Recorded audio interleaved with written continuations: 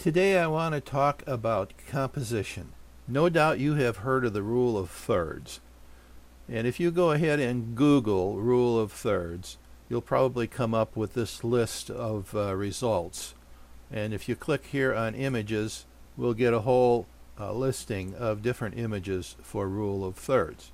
If you haven't heard of the rule of thirds, what it is dividing your image into thirds, both horizontally and vertically.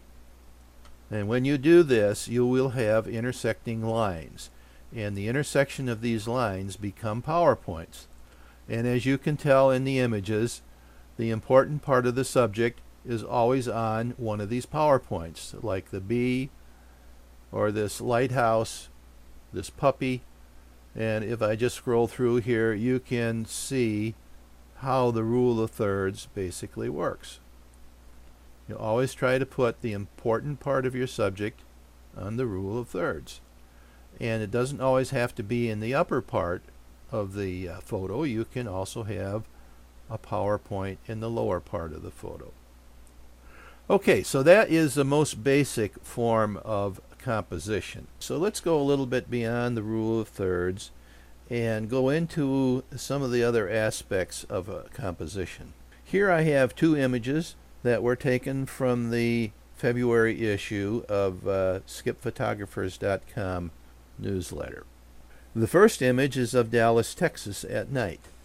And as you can see, there's a lot of dark areas. We call that negative space. And in an image like this, you need to balance your negative space against your positive space. So what that means is taking the area that is dark and taking the area that is light and try to balance those. Now normally you would think you would have to have as much light areas in the image as you do dark areas, but that's not true. The light areas in the image actually have a heavier weight than the dark images. So you always want to have slightly more dark than you do light when you're balancing an image like this. So here you can see, and this is balanced just about properly, the area I have highlighted in green would be the light areas, and the areas not highlighted, which are the dark areas, are in pretty good balance. Next, let's take a look at how this image uses the rule of thirds. And as you can see here, this ball on top of Reunion Tower is setting just about on one of the PowerPoints, which is very good. Also, you can see that the horizon is just about 1/3 of the way up in the image. And usually you want your horizon to be either 1/3 of the way up, or you want it to be 2/3 of the way up. Now there are some special instances where you can have the horizon in the middle of the image, but I'm not going to go into those just quite yet.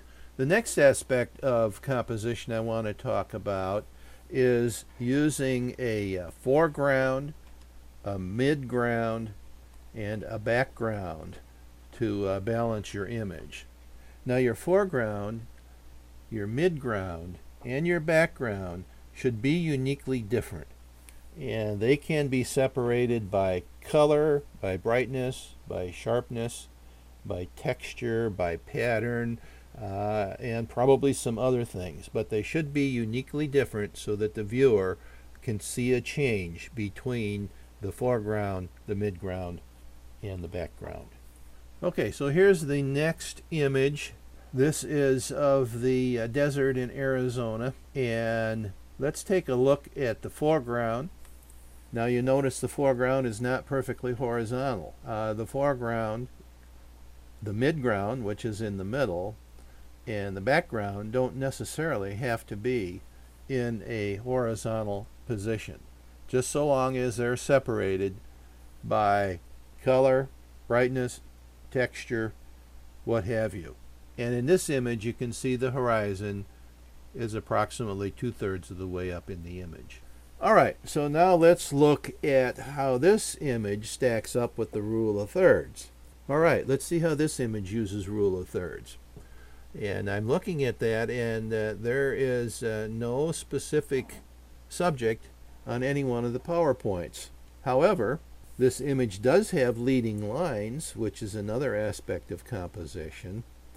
But the leading lines are not leading you to any specific subject. So here we have a little bit of a dilemma. But there is a fairly advanced rule of composition, and that is called the golden spiral.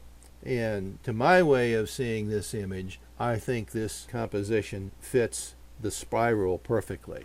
When your eye enters this image, the first thing that it sees is this bush right here. And then your eye probably wanders over the mountains, down through this little area of gravel, and then it follows it right up the road. And when you're done, your eye follows the mountains back over here and starts all over again. And that's called the golden spiral. So that's it for this session. Perhaps in a future session we'll get into more areas of a composition. I want to leave you with just one last thought, and that is that these rules are not rules. They're guidelines. Every image is different, and some images can be great images and they can break every rule of composition that you've ever seen. So get out, be creative, try to use the rules of composition, and take some great images.